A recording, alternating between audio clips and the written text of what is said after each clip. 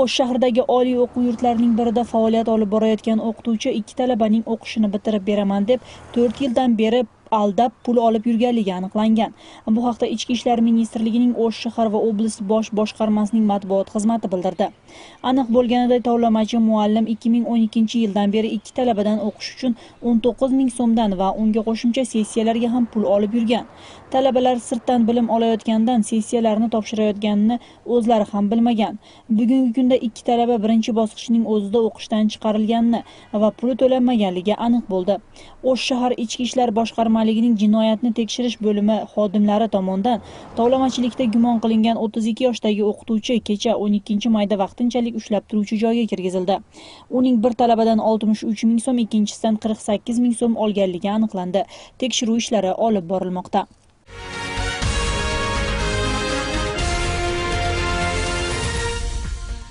Joriy kengashning deputati Tursunboy Bakir o'g'li qirg'iz tilida xato yozilgan e'lonlarni rasmga olib, odamlarni davlat tilini hurmat qilishga yo'naltirilgan aksiyani boshlashga chaqirdi. Ijtimoiy tarmoqlar orqali jamiyatga murojaat qilgan deputat to'plangan xato yozuvlarni prezidentga qarashli davlat til komissiyasiga va qirg'iz tili jamiyatiga yuborish zarurligini ta'kidladi. Qirg'izistonda e'lonlar, ko'chadagi yozuvlar davlat tilida ko'pincha xato yozilayotgani tanqid qilib kelinadi.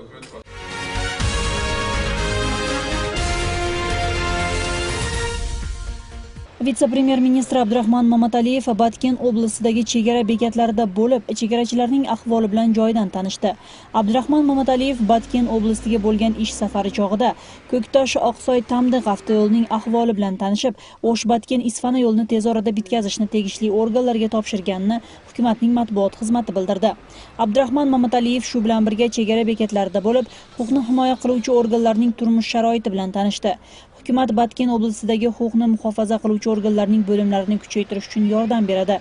Bu harakatlarning ichida militsiyaning faoliyatini optimizatsiyalashga va ular turgan binolarning hujjatlarini qonuniylashtirish bor, dedi u.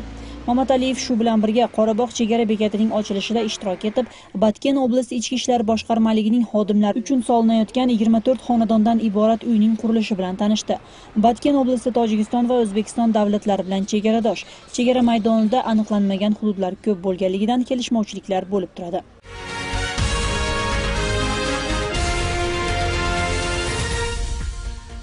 O'shda ayrim bola bog'chalarining bitiruv kechasi uchun 2000 so'mdan yig'ilmoqda.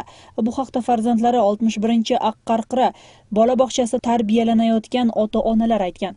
Ularning aytishicha, bu mablag' ayrim ota-onalarga murakkablik tug'dirmoqda. Shunga qaramay tadbir uchun pul yig'ilayotganidan ayrim ota-onalar norozi bo'lmoqda. Batafsil navbatdagi lavhada. Bilim berish ministrligi maktab bitiruvchilarining oxirgi qo'ng'iroq kechasini kafe-restoranlarda nishonlashni taqiqladi. Shu bilan birga bayram tadbirlarini o'tkazish uchun noqonuniy pul to'plashga ham ruxsat yo'q. Mizomsiz cho'ng summalarda jinab maktablarga janag'inday bog'li belaklar topshirishni tiyib solganmiz. Maktabga muallimga guldudagi bersa, dabrovoyni bersa, atak guldudagi olganga ruxsat yo'q. Потому что ota-ona bergandan keyin orqasidan g'ayra berib olib so'z qilgan biz uchun o'ta uyat narsa bo'lib qolganda. Bu orada bitirish kechasini o'tkazish uchun bola bog'chalarda ham mablag' to'playotganligi ma'lum bo'ldi. Masalan, O'sh shahridagi nomer 61-bola bog'chada bitiruv kechasi uchun har bir boladan 2000 so'mdan to'planayotganligini ayrim ota-onalar bildirishdi. Ularning so'zlariga ko'ra, to'planayotgan pulning summasi katta bo'lib, ayrim ota-onalar uchun qiyinchilik yaratmoqda. Lekin farzandlarini bog'chadan haydalib ketishdan qo'rqqan ota-ona o'zini ko'rsatmay bu haqda aytib berdi. O'zini tanishtirishni xohlamagan ayolning so'zlarining rost yoki yolg'on ekanligini aniqlash uchun mazkur bola bog'chaga bordik. Joriy yil bitiruvchilarning ko'pchilik ota-onalari 2000 so'mdan to'planayotganligini tasdiqlashdi. Lekin ular ham ochiq aytishdan qo'rqib intervyu berishmadi. Bu vaqt orasida bog'cha rahbari kelib ta'kidlangan summa ota-onalar o'zlari majlisda qabul qilishganligini aytib, agar ishonmasangiz o'zlaridan so'rang deb bitiruvchilarni ota-onalarni chaqirtirdi. Ата-ана бары билет, келгендердин бары качкандар, ата-аналар бары качкан. Анан ата-аналар комитети болуп бары ата-аналар чогуу чечишкен. Канчасын чогуу утабыз, канчасы подаркага кетет, канчасын эмне кылабыз деп бары чогуу чечишкен. Биз ошол толугу менен макулбуз. Бирөөбүз келип, эмне болуп, же мындай болуп кыйналып атабызбы деп эч кимдин сунушу чыккан жок. Майдын 5 чейин деген бергенбиз. Ушу мугалимдерге подарка, балдарга формаларына берилет, чай питьесине. 2000 da normal deb biz o'ylaymiz. Ota-onalarning so'zlariga ko'ra, farzandlari tarbiyalanayotgan guruhda 50 bola bor. Ularning har biridan 2000 so'mdan to'plaganda 100 ming so'm bo'ladi.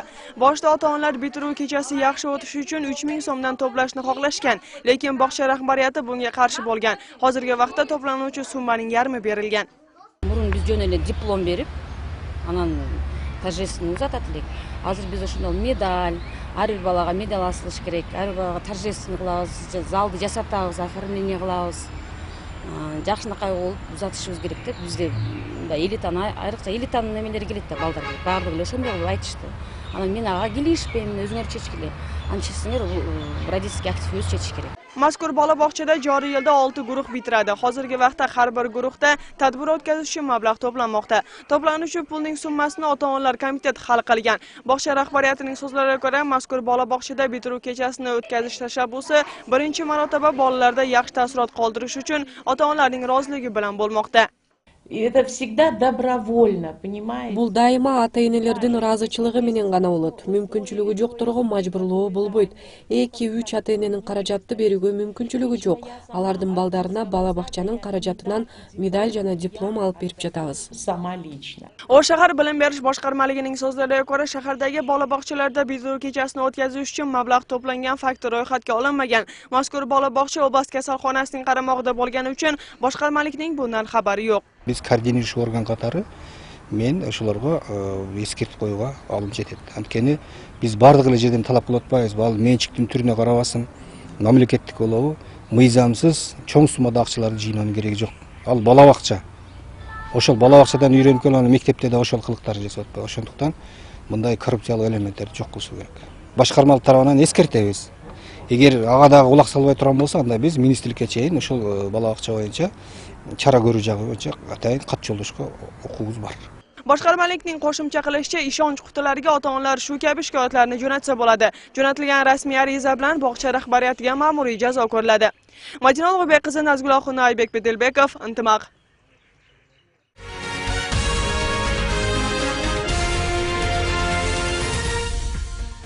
Kecha Qirg'iziston hukumat rahbari Temir Sariyev Yuqori Norin gez kaskadining qurilishi bo'yicha davlat organlarining rahbarlari bilan uchrashdi.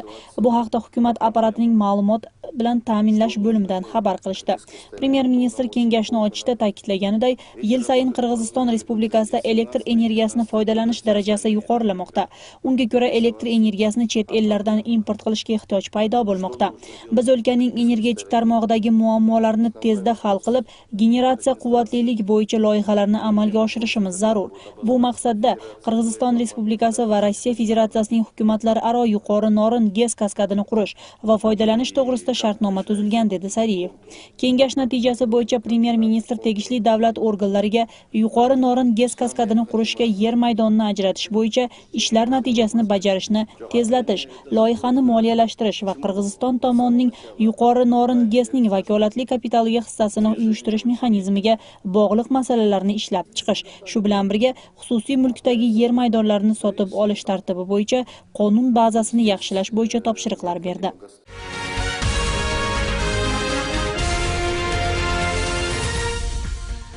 Mehnat, migratsiya va yoshlar ministrligi Qirg'iziston Yevrosiyo iqtisodiy birlashmasiga qo'shilgandan so'nggi talablar borasida jamoatchilikka ma'lumot berish to'g'risida ma'lumot e'lon qilindi. Bugun mazkur tashkilot o'tkazayotgan yig'inda Rossiyaga borib ishlashning yo'l yo'riqlari, qirg'izistonliklarga beriluvchi yengilliklar to'g'risida ma'lumot beriladi.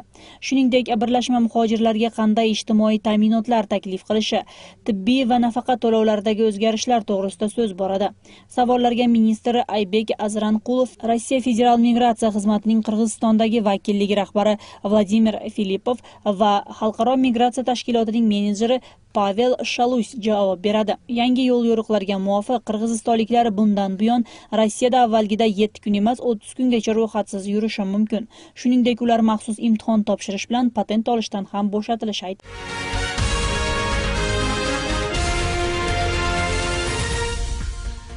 Qirg'iziston Milliy banki valyuta bozoridan 9.8 million dollarni uning narxini barqaror ushlab turish uchun sotib oldi. Bu Milliy bankning yil boshidan beri dollarni sotib olayotgan 3-intervensiyasi. 13.5 million dollarlik birinchi intervensiya 17 aprelda amalga oshirilgan. 7 mayda bo'lsa Milliy bank valyuta bozorida 8.145 million dollarlik operatsiyani ishga oshirgan. Yil boshidan beri Milliy bank 31,175 million dollarni sotib va 160,187 million dollarni sotib olgan. Eslatib o'tsak, Qirg'izistonda dollar narxining tushishi davom etmoqda. Bugungi kunda Bishkekning pul almashtiruvchi joylarida Amerika valyutasining 57,6, 58,3 so'mdan sotib olishmoqda va 58,6 so'mdan sotmoqda. 14-mayga nisbatan Milliy bank tomonidan qabul qilingan dollarning nominal narxi 58,10 mingdan 6576 so'mni tashkil qildi.